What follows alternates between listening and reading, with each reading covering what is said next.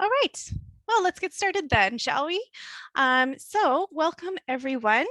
Uh, my name is Megan. My pronouns are she and her. I'm a diversity and adult services librarian at Brampton Library.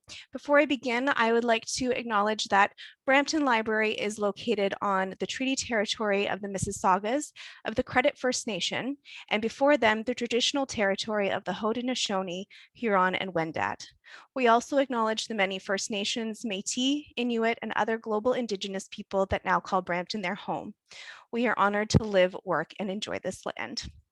So thank you all very much for joining us today to celebrate International Day of Transgender Visibility. At Brampton Library, we believe that a diverse and pluralistic society is central to our community's identity, and that libraries have a responsibility to contribute to a culture that recognizes diversity and fosters social inclusion. We are committed to providing safer virtual spaces for everyone, and we therefore expect those participating in our events to be aware of their language and behavior and to think about whether these may be harming others. So throughout this program, we're going to do some introductions, some bios and intros of our speakers, and then we will launch into a Q&A. Allegra and I, so Allegra's from Moyo, she'll have a chance to introduce herself in just one moment. We have some questions prepared for our speakers, but please, we want this to be a conversation. So if you have questions, a couple of options, you can just put them right in the chat.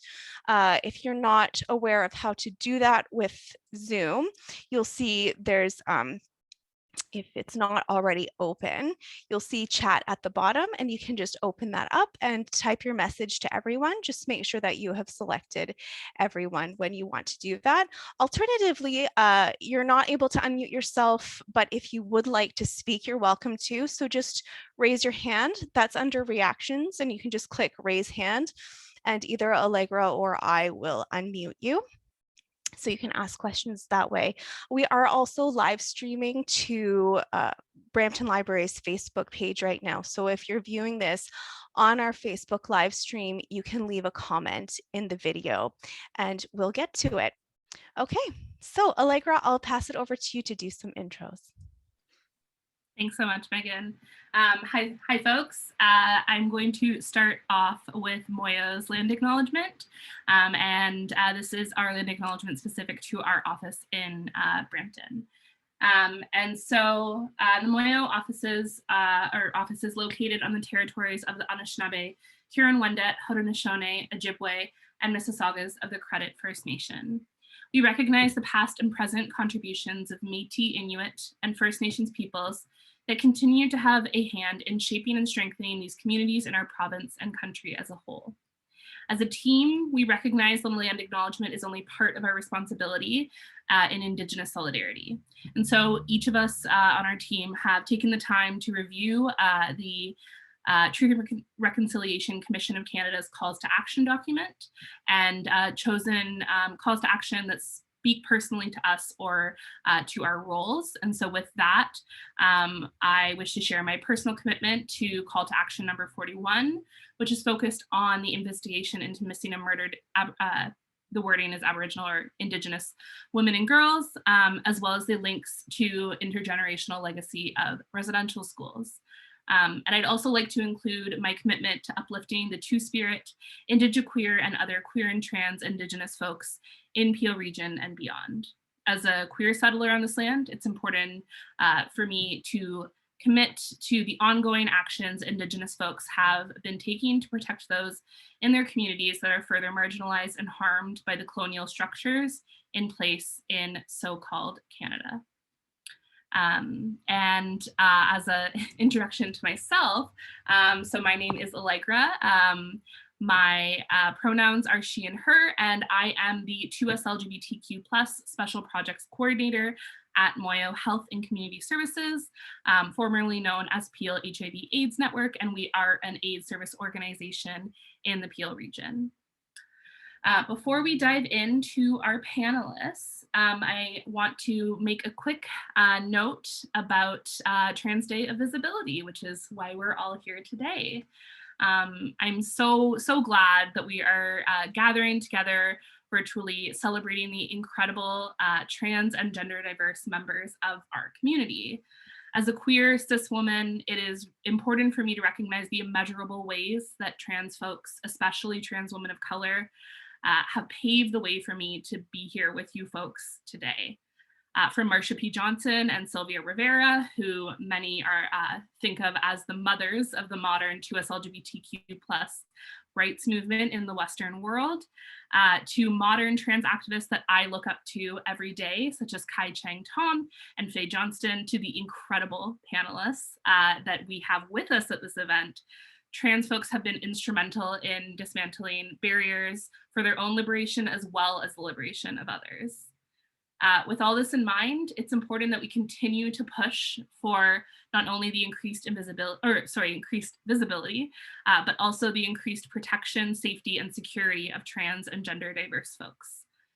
Visibility must include the uplifting of voices of trans folks, not only when what they are saying is entertaining or palatable, but also when they are calling for the protection of those most vulnerable in their community.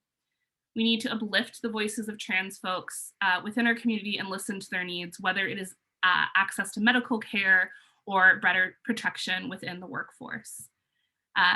So for today, I encourage us all to listen to these amazing, incredible, wonderful panelists we are lucky to hear from, and also to seek out diverse trans voices to learn from in our daily lives, whether it is taking a book out from the library by a trans author, and you can definitely hit Megan up or me up if you need recommendations. I've been reading a lot of incredible trans poets lately, so I've got a list.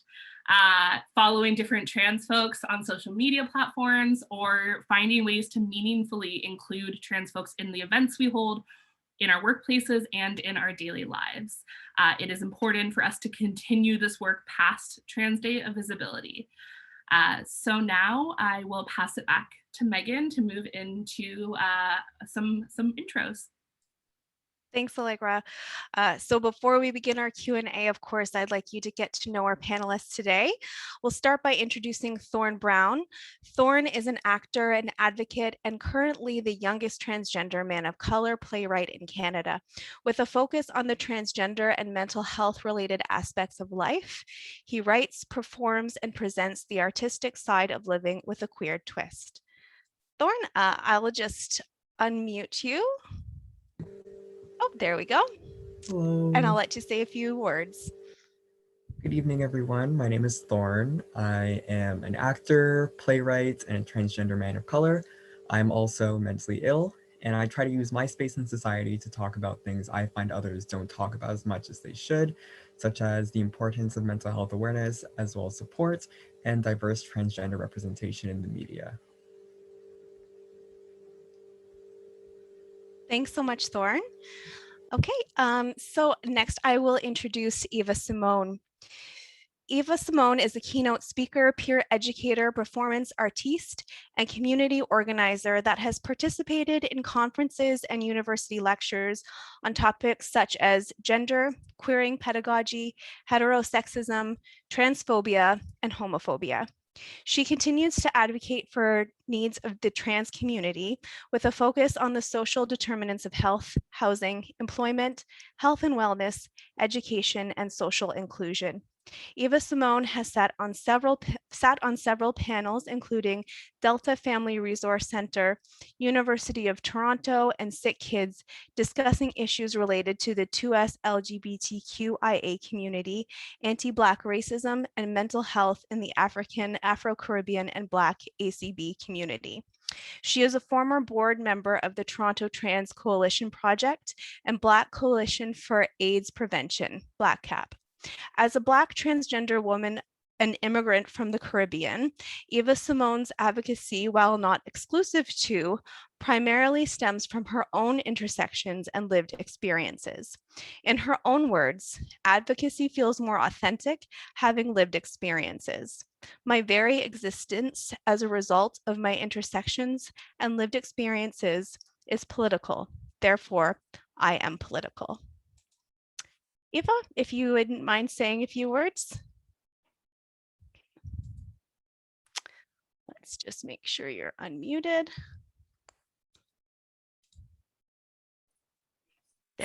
everyone. Thank you so much for having me as a part of this process, and thank everyone for joining, and thank my fellow panelists for being here to be a part of the conversation. What do I want to say about myself? I, just like minutes ago, made a post about becoming and or right to self-actualize and self-determine. And I feel like that is where we're at now with this discussion. It's just to sit in our right, our human right to self-determine and self-actualize without fear. So again, thank you for having me, and I look forward to a wonderful panel discussion. Thank you. Okay, next I would like to introduce Teddy Syrette. So Teddy Syrette, Oshawa Anankwi, Yellow Star Woman, is an Anishinaabe Two-Spirit person of Rankin Reserve, Bechuana First Nation, Bawating. Teddy uses they, them as their pronouns. They are an advocate and storyteller for LGBTQ+ and Indigenous people experiences and histories.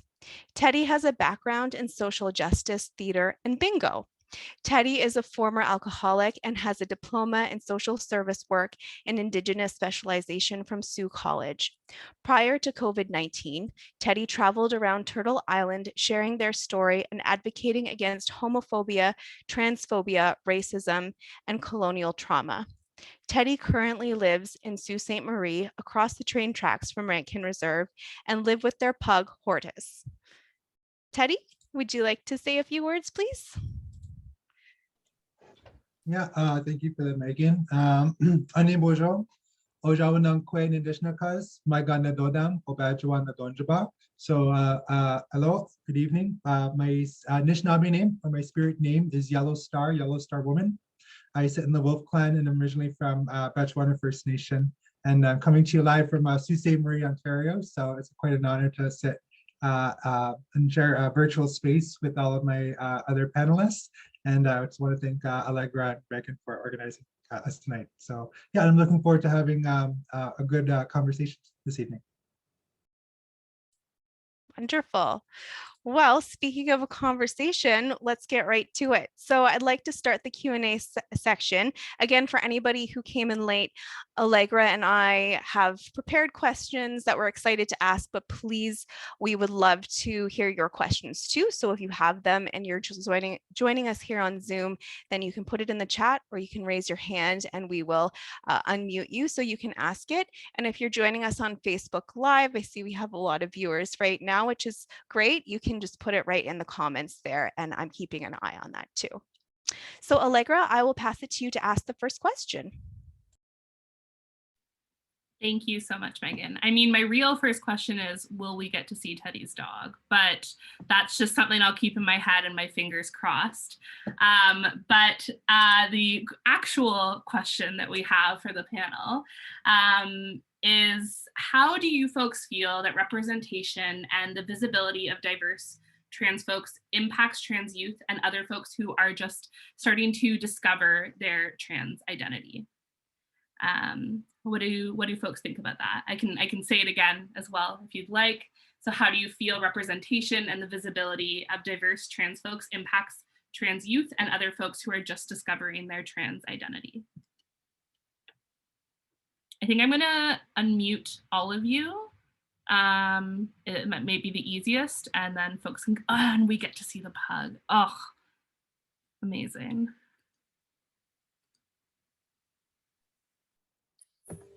Yeah, I can go first, just so I can put Hortus back. But no, I think representation is very important for folks, especially for trans and gender diverse youth, to see themselves reflected within the community by older persons that have different places of privilege or places of power. So seeing transgender and gender diverse two-spirit nurses or teachers, administrators, leaders in places of worship, I think those are all really important for why trans inclusive, trans visibility is important. And so I'll just put it like that. I'm sorry, I'm distracted by yeah. So I could jump right in. Thank you, Teddy, for that. And I'm agreed with Teddy that that representation is important, especially for people like who are trans, who are often coerced to be anything else but themselves. And when we see people who navigate the world like we do, it is important, but it also destigmatize and allow people to see us than this one thing as other. And for that reason, I think that representation of all kind on the spectrum is important. It also encourages conversations like this, because then it makes people understand that we're here, and that is important.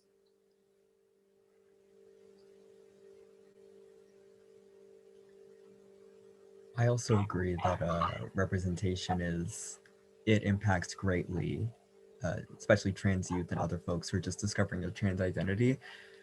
Media and representation in that media has a huge impact on how we as people think and view the world.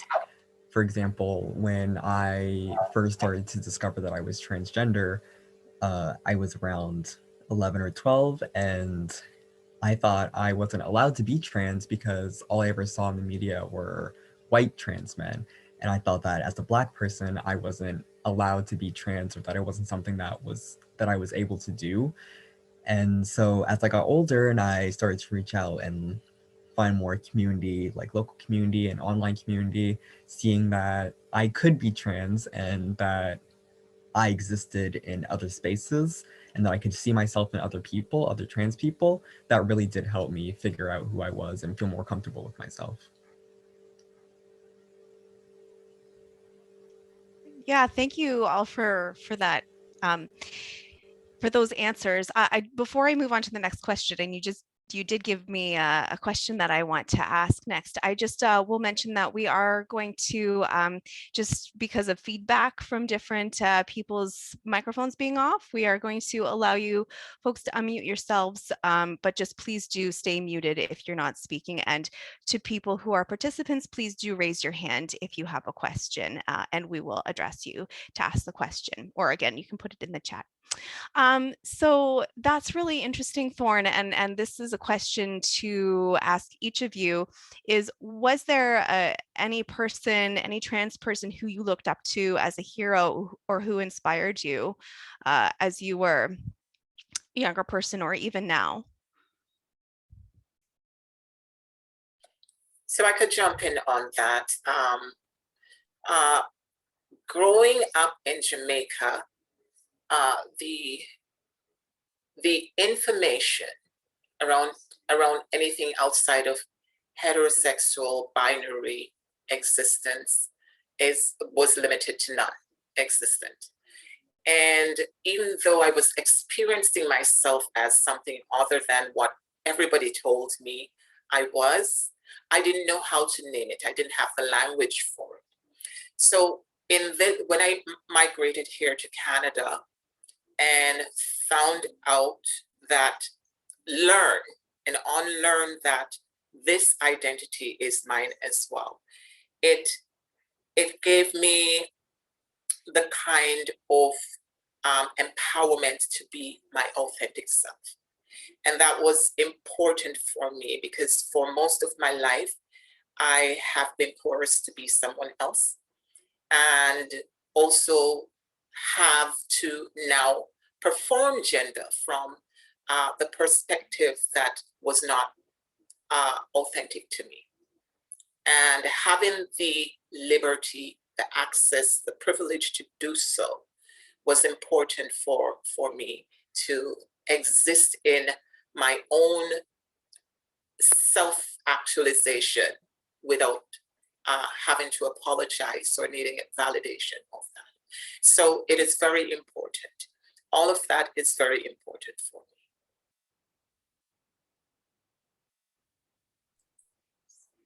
Thanks so much, Eva. I don't know if anyone else on the panel had any other thoughts about that. No, I was just, it was funny, my sister had mentioned can you hear me okay? Are you getting feedback on my end? Is there feedback on my end? I think it's just when two mics are on, sometimes there's feedback. So we've made sure everyone's muted now. It should be all good, Teddy.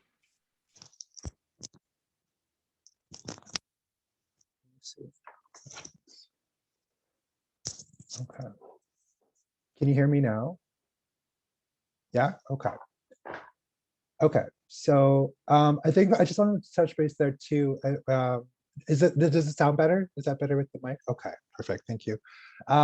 When it came down to like representation, is like because I saw the question and I was trying to think about it too. It's like, oh, do I know of any like two-spirit heroes myself or like trans role models as a child? And there wasn't like too many that I can think of. I think like the one name I can think of would be like Alexis Arquette. So like in like she was big in different like 90s movies at the time, and I feel like she was like one of like representative of trans characters, because even though some of the characters at the time in the media was very not the best when it came to representing trans people, because a lot of times it was either very traumatic expressions of those experiences or kind of like a joke. But I do remember seeing her, and I think it was like I was always trying to look for those other gender diverse folks. I'm like, hey, who is that person? How come they look so like maybe like gender ambiguous? Like, can you tell me more? Who is this there? Who is that character? And like as a kid of the 90s, it was really hard to get access to that information because we didn't have Facebook or like the internet. So sometimes if there was a movie that came on Showcase, we had television, and if you saw like a trans character or a trans actor, you're like, oh my God, when's the movie coming back at like 12 o'clock or 1 a.m. because I need to see that character again, because I think that was my people. Like, I don't like what happened to them in that story, but I think they're my people now. But for now, like there's tons of role models and tons of heroes that I look up to. And especially like two-spirit people, because that was the one thing. If I couldn't be, it's very familiar to what Thoryne was saying. It's like where you couldn't be trans. I felt like I couldn't be different, even though everyone's like, you're so different. I'm like, okay, but can we just leave me alone? Can we just like go move forward to like the next topic? Because like, yes, I'm different. Let's get over it. But it was so embedded. Like, you're so different. I'm like, okay, well, it's not making me feel any better. But I think it was also forcing other people to be something that they're not. So like conforming to like cis normativity or like heteronormativity. And it's like, well, that's not going to fit for me. So I'm just going to find my own people. It's going to give me a little bit more time. So luckily, and that's for if anybody's watching this, if you don't have any like trans or two-spirit or gender diverse role models, like just wait and they'll come. Like, because like as a two-spirit Indigenous person, we always believe like the value of uncles and aunties. So, and there's tons of like trans aunties and uncles that I look for, that I look up to and for support now. So yeah.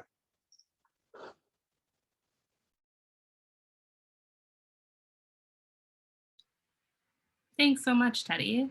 Thoryne, I don't know if as a younger person on this panel, if you feel like there's been any change there in terms of how more folks to look up to as the media landscape has changed. I feel like there's more people in this, how do I say this? I feel like there's more people who are out and more people that I can like know and name in the media, and like actors and musicians. But when it comes to me personally, I'm still struggling to find someone who, when I look at them, I see like someone that I personally want to be like someone who I can look up to, or someone who's like a hero to me. There are many people who are heroes to me, but not people who are heroes as well as people that look like me and I can say that they represent me well, you know? Yeah, for sure. I think that's a really great insight. Eva, I don't know if you wanted to add something there. Yes, I wanted to add that for me, like Thoryne, while the representation in media is important because it pushes the needle forward and call people to ask questions and inquire more. But for me personally, the people that I see as heroes are the people who are the fringes of society, and the marginalized people who, despite not having access and privilege, transition anyway, sometimes at the risk of their very lives. So for me,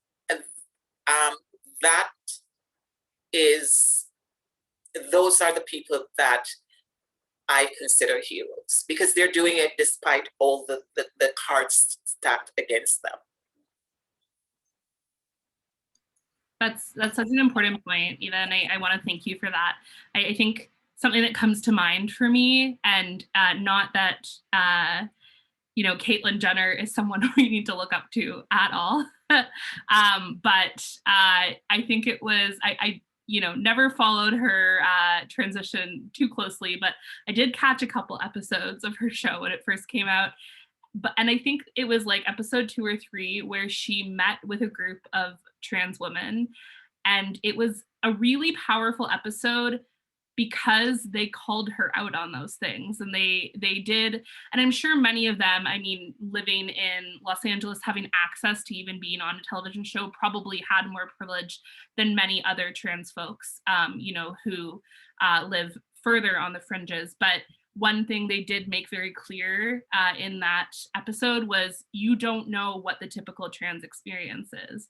You don't know what it's like to be a trans person in most places in America, a trans person who is struggling to find employment or housing, or is facing these other barriers, because you have so much access purely because of your finances and from being a white person. And there's so much that you're given passes for by having those types of access. So I just want to thank you. And I think that's something that's really important to recognize, is those other folks to kind of look up to, who are facing those additional barriers. One thing that Teddy mentioned was the fact that they are Two-Spirit. And I wanted to ask you, Teddy, if you can kind of expand on what that means for folks who might be unfamiliar with the terms, or even what it means to you. I believe that different folks can identify with the term in different ways. So I wanted to know if you could expand on that a bit. Yeah, no problem. So the term Two-Spirit is a modern term for Indigenous folks. It came out in like 1990. It was given to an elder in a vision by the name of Myra Laramie. So she identifies as a lesbian knowledge keeper. She's Anishinaabe Ojibwe from Winnipeg, Manitoba. And she shared that term that she had, and I'll put it in the chat box too. It's called Nish Manadu. So Nish is Ojibwe for two, Manadu or Manitou is spirit, and the K sound is like a pluralization. So it's kind of like a literal version of two spirits. And it was basically talked about and debated at this gathering that she was at. Because the gathering is for folks who are First Nations, Native American, Métis, and identified as being gay, bisexual, and lesbian. At the time, like transgender was not the term that was used at the time. There was other language term, and wasn't always like the best for trans folks. And one of those terms actually was also the term berdache, which was an Indigenous term that was imposed onto Indigenous people, or Indigenous people specifically who took on like same-sex partnerships or express themselves or express their gender a bit differently compared to maybe like their what their sex was at birth. So that term Two-Spirit or could be used to replace that term berdache, but it was also a term for Indigenous people to use instead of terms like lesbian or homosexual or bisexual, which are Western concepts of gender and sexuality that are imposed on Indigenous people when it comes to sexual and gender diversity. So Two-Spirit is also representative of folks who are Indigenous, who are transgender or gender diverse. There are some folks who would say that it's not inclusive of folks who are gay or lesbian and bisexual, but for other people who would say that it is. So for me, I try not to police anybody and how they identify. So I just try to meet people where they are. But it's also too like not imposing if you meet an Indigenous person and if they don't know the term Two-Spirit, and not just saying like, oh, that means you're Two-Spirit, because that might not be who they are. That might not how they identify. You might be able to give them some information, and that might be okay.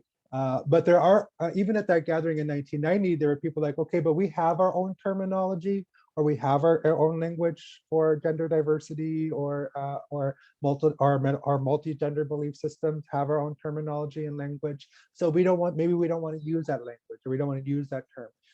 And that was okay too. The term was still adopted, and it was Harlan Pruden is a Two-Spirit researcher and advocate who runs the Two-Spirit Journal.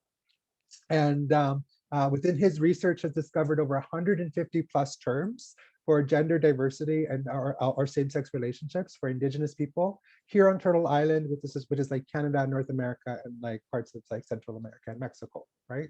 So, and that's incredible, and it's 150 plus. So that plus is very important because that plus also signifies of all those different nations and tribes that might have lost their teachings or about gender diversity or their values and their acceptance, or even like tolerance in some cases when it comes to gender diversity and same-sex partnerships.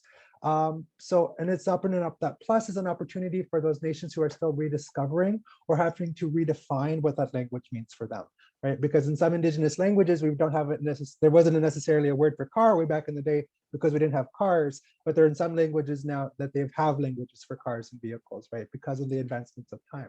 So I always talk about that too when people say, well, we didn't have transgender people or we never used pronouns. I'm like, okay, but you didn't have trucks before, but so because you had something. And we may not have had pronouns, and we might not have used the term transgender before or Two-Spirit, but we probably had terms for them.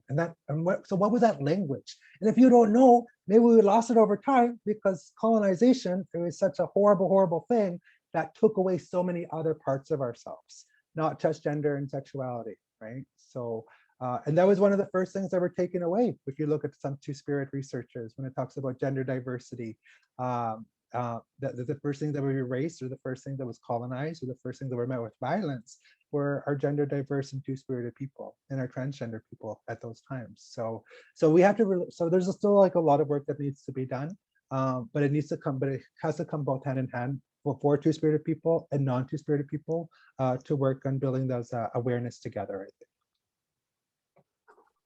Thank you so much for that explanation, Teddy. That's so interesting.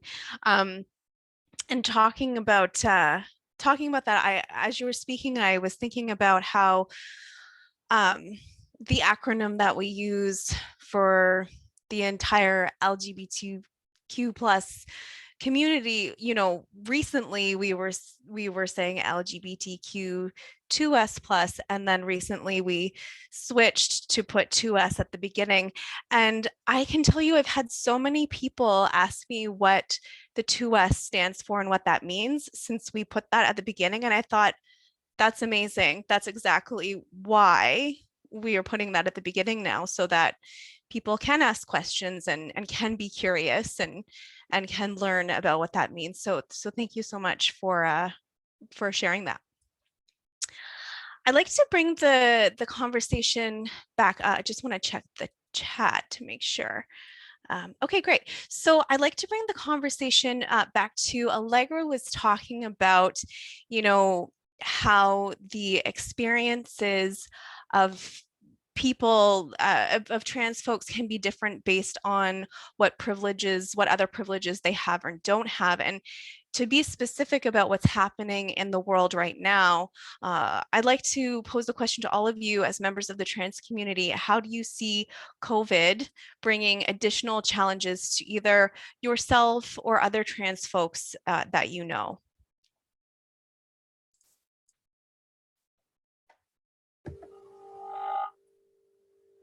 Thoryne, go ahead. I just wanted to mention that I know for myself, when it was time to start the process of starting hormone replacement therapy, HRT, a huge part of that is in-person meetings, making sure that you are stable enough to start a hormone medication, lots of blood work and x-rays and stuff that you have to do in person. And thankfully, I have finished most of that process and have moved on to just doing regular blood work every now and then with my doctor. But I can only imagine that it must be really hard for people who are trying to start that process during COVID, that it's probably near impossible, especially with like wait times, to get the resources and the help that they need and the support that they need. Especially, I had a friend who does testosterone shots, and he has to go to a doctor in order to get them administered because he's not comfortable with needles, doesn't want to do it himself. And his family had a COVID scare, so they had to isolate, and he couldn't go out to the doctor to get his shot, even though he had tested negative because his family tested positive. So he was in a situation where he couldn't get access to the resources that he needed in order to be himself, in order to be healthy in the way that a trans person can be. Yeah. Yeah, thank you for sharing that. Eva, you were about to say something as well? Yes, I want to also follow up on the idea of how intersectionality affect how trans folks navigate spaces, because those intersectionality matters, and they take priority based on the situation that you're in. For instance, as a transgender woman who have the privilege of navigating spaces as stealth, I'm often seen as a cisgender woman, and that affords me a privilege that other trans folks sometimes don't have. When I walk into a room, I'm not policed the way that people are being policed, but someone else who walks into the room, then it becomes problematic to them. And that is important in the context of COVID, because when people who are I hate the term visibly trans because then it others people, but I don't have another language for it yet, hopefully. But people who are visibly trans are often treated with this kind of disregard when they enter spaces. They're either stared at most of the times. They're either accosted at times. And in the context of COVID, you can imagine adding all that on top of sometimes being marginalized, not having access to income and or community spaces that provide them the kind of information and access that they need to survive a pandemic. It's 10 times harder, I can only imagine. So for me personally, I acknowledge my privileges, intersectional privileges, as someone who can come home and open the door and be in an apartment, as opposed to somebody who is displaced and has to find shelter and be in a shelter situation where oftentimes trans people become freak of natures in those situations and over surveilled and accosted. It has to be very hard to do that and to think about transitioning and transitioning safely.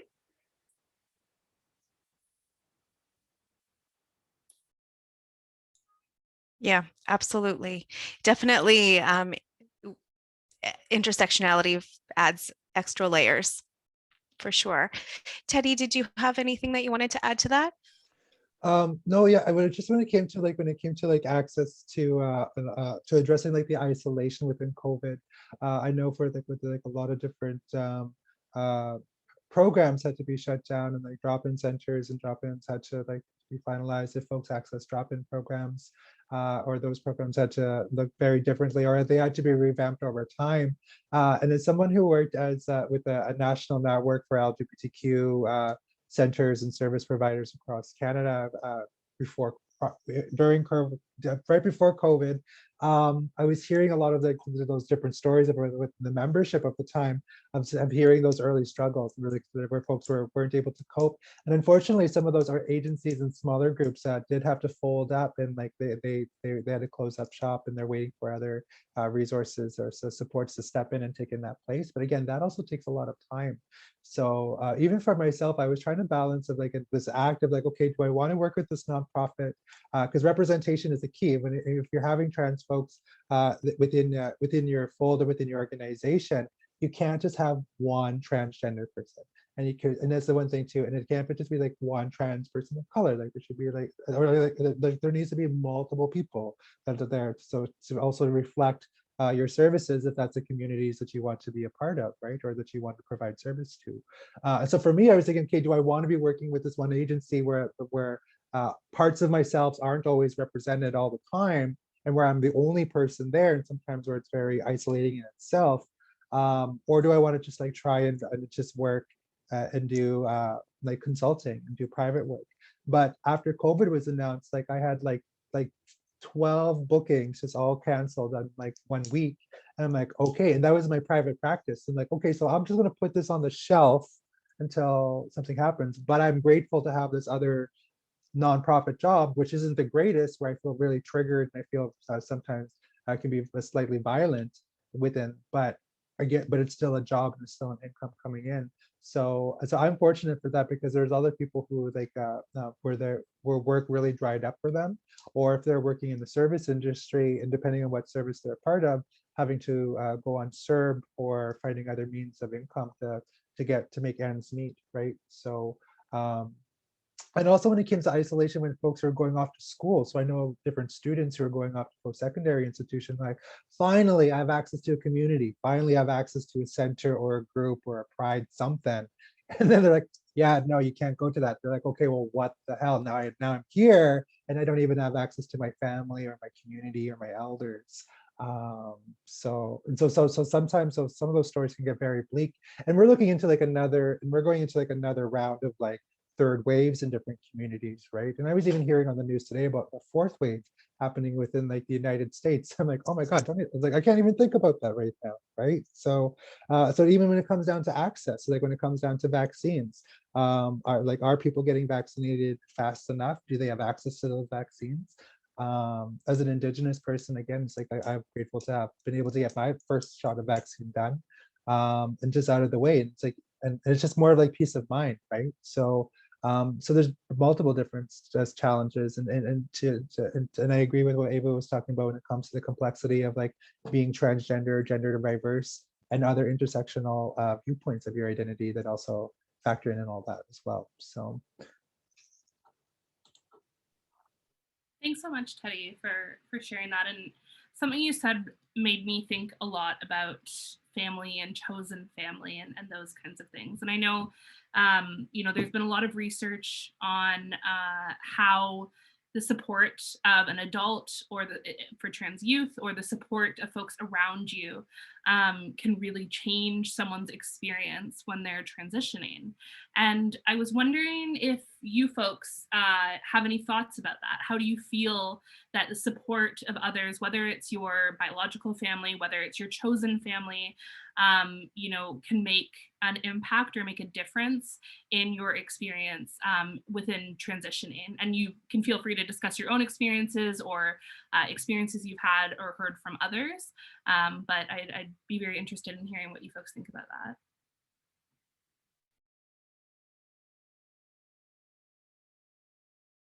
Am I going first again?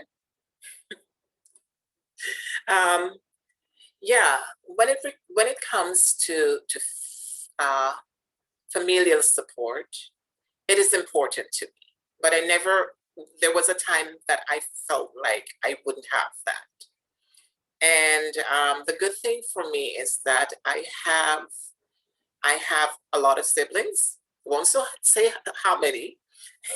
And then I have those who are in my corner. And with that, I tend to stick to the people who embrace my becoming, who support my becoming, and let the others just sit around and if and when they are ready to be on this journey of transitioning for me, I'd be open to it. But at the interim, I don't worry about the people who are not in my corner. I have two sisters who are my best friends, and they are my go-to in terms of talking about my experiences. I also have a brother who lives here in Canada. And when I came out to him as trans, I was so cautious about doing that, apprehensive about doing that. And when I came out to I was pleasantly surprised how supportive he was as a Jamaican man, as a heterosexual Jamaican man who sometimes don't have the language, the know-how about gender diversity and sexual orientations. I was very surprised how supportive he was, and that kind of gave me the kind of, not that I needed the validation, I wanted the validation. And when I got that, it made it better for me to come into my authentic self. So that is important to me. Just a little addition. I just wish that my mom was still alive, because she's always been, without saying it, in my corner. My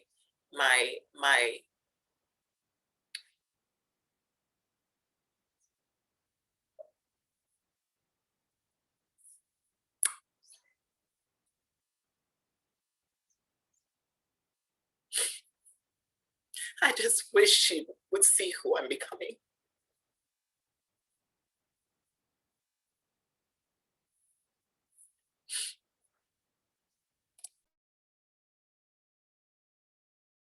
Thank you, Eva, so much. And you know, I want to say that I'm sorry that you know, she's not with you anymore, but I'm certain that she would be so proud. And I just want to say thank you for sharing that with us and sharing that piece with us. Sending you so much love right now.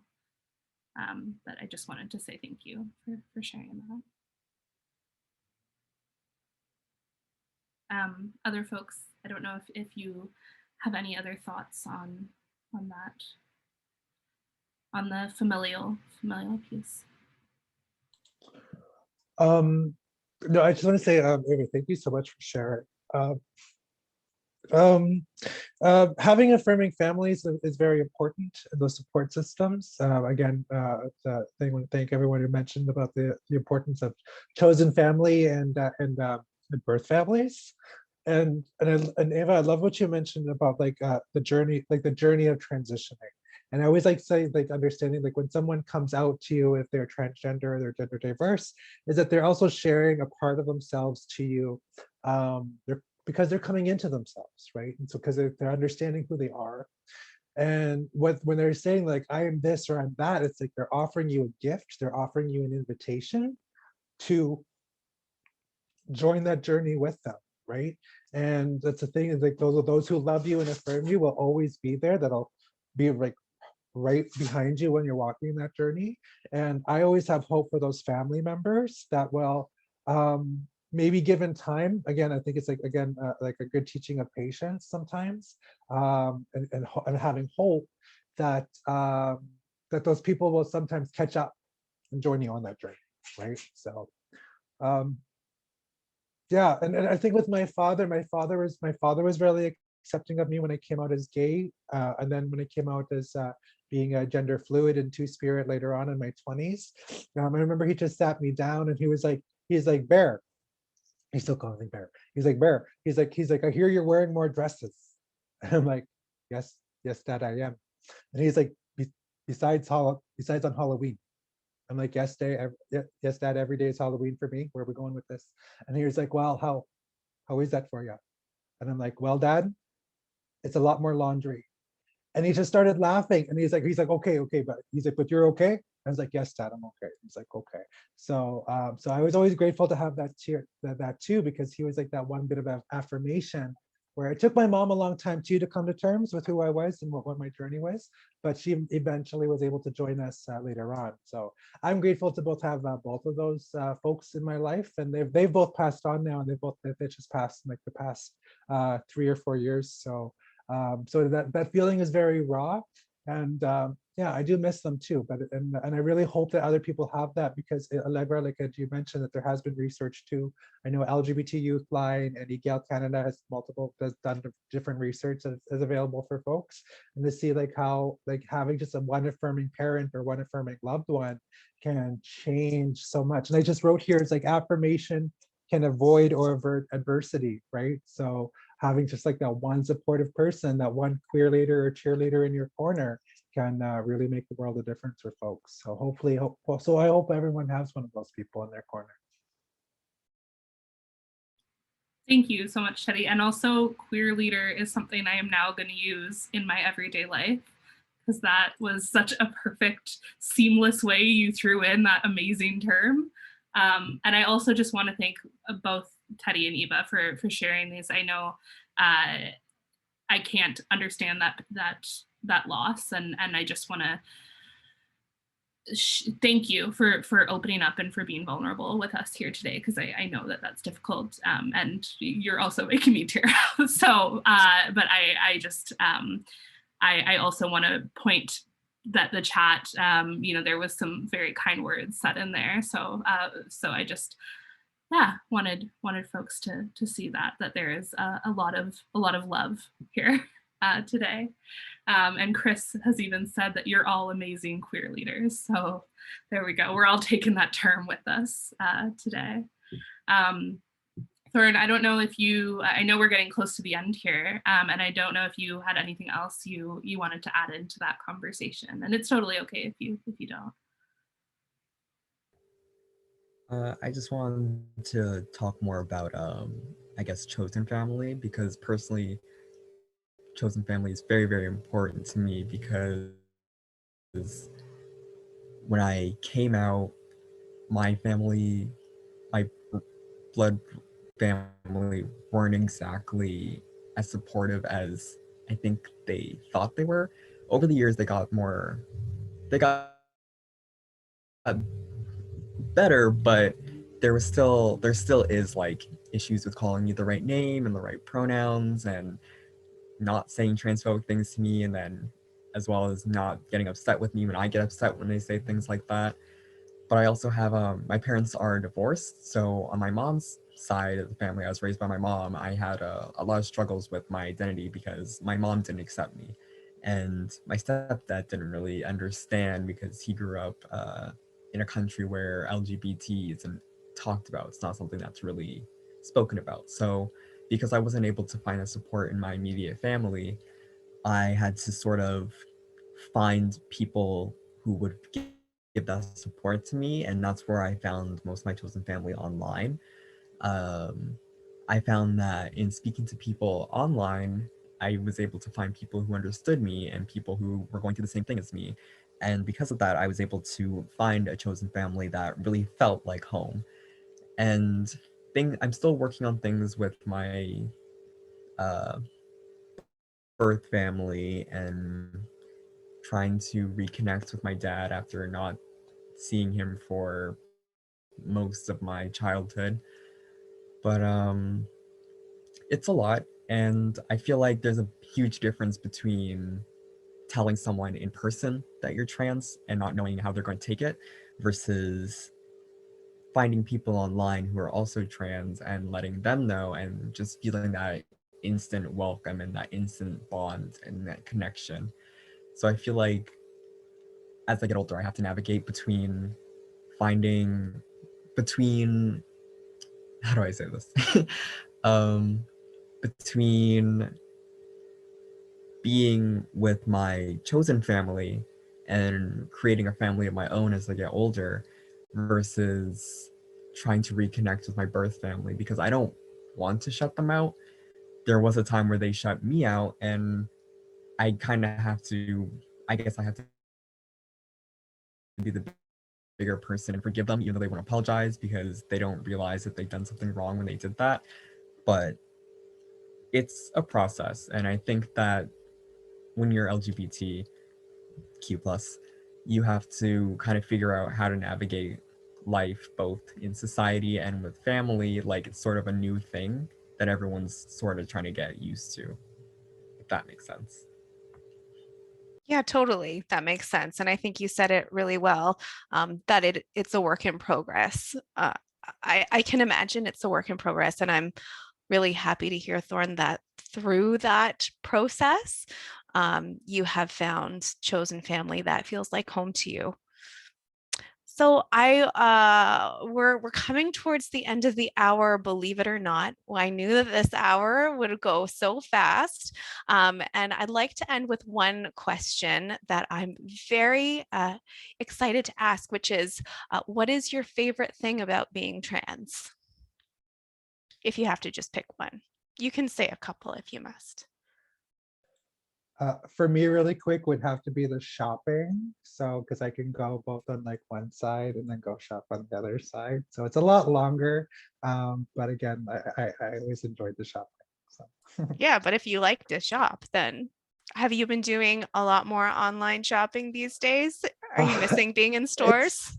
Yeah, I really miss being in stores because a lot of times you can't try on things. But I think it's funny because like a lot of my where I shop, because I'm a thrift shopper myself too. So I like going to like garage sales and yard sales to get like new clothes and new things. And it's a bit better because sometimes I can find more things in my size because I have like built-in like shoulder pads. Like these are my Sigourney Weaver shoulders. Like they're built in, they're natural. So and then so I sometimes I'm gonna go to like garage sales because like sometimes with my mask because like they have like hand sanitizer. If it's an estate sale, sometimes they're like, I'm very, very sorry for your loss. How big were her feet? Where are her shoes? Where's the good jewelry? No? Okay. So sorry. No, we'll go to the next yard sale. But yeah, definitely the shopping is a perk. Amazing. I love that. Thorn, would you like to answer next? Personally, I found that in realizing that I was trans and coming out and learning more about the community and like different things that go into that, I found that I have a lot more love, patience, and understanding in my heart as a trans person that I may or may not have had if I had been cis, if I had grown up cis and not known the struggle as well as the celebration and reclamation of being trans. Yeah, and I love that, the celebration of being trans, because it should absolutely be something that is celebrated. Thank you. Eva? So for me, it's that thing of knowing that I have the right to say to the world who I am, and which needs no validation. It's good if I get it. It feels good if I get it, but I'm not waiting for someone to tell me anymore who I am. It's that I get to determine that, and I get to say to the world who I am.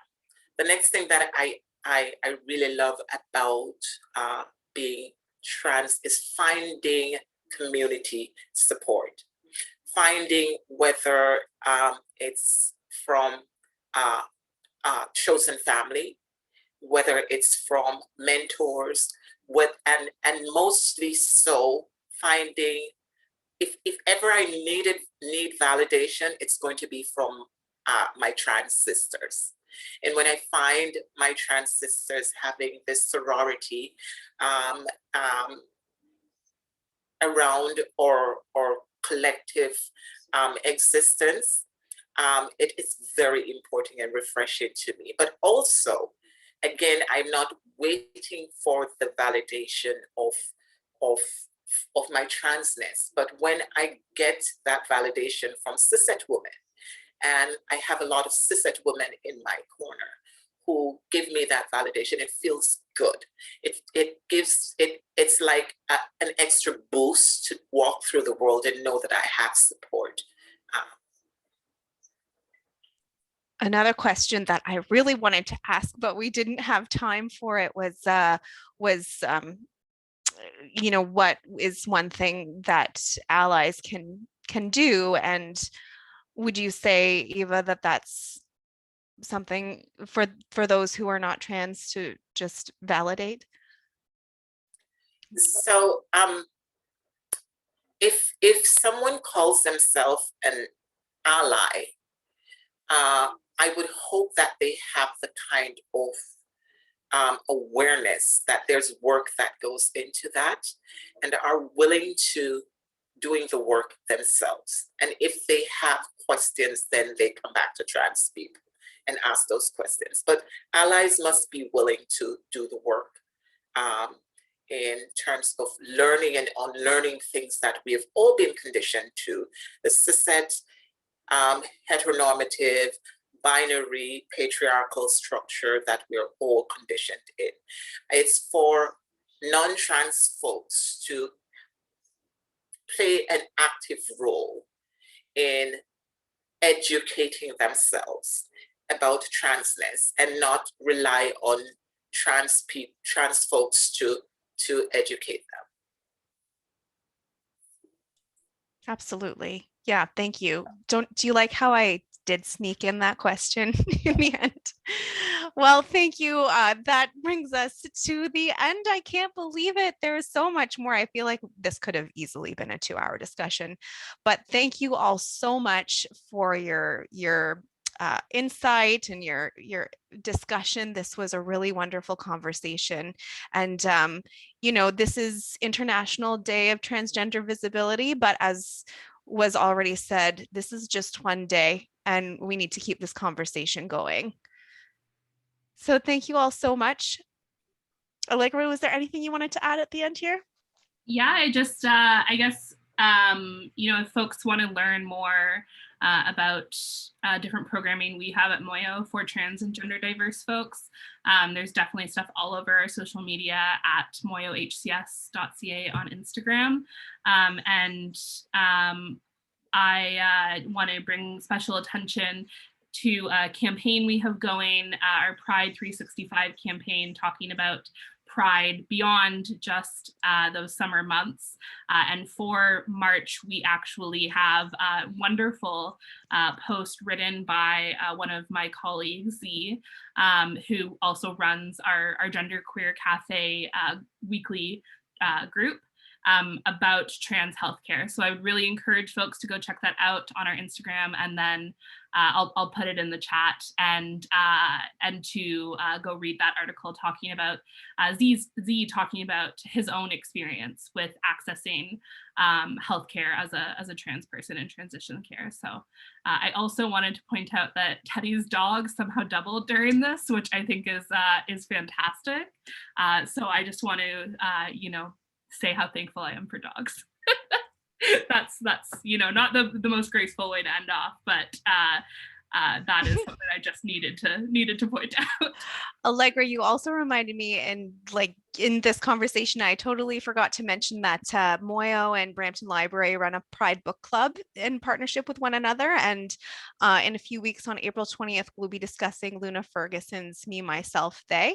And if you're not familiar with Luna Ferguson, they're a non-binary person, and it's a great book. I'm really looking forward to discussing it. So you can go to Brampton Library's Eventbrite page to register for that if you haven't already. All right, folks, I'm going to stop recording and live streaming, and thanks so much for coming. And Thank you for having us. Bye. All the thank yous at the same time. I love it. But happy Trans Day of Visibility, everyone.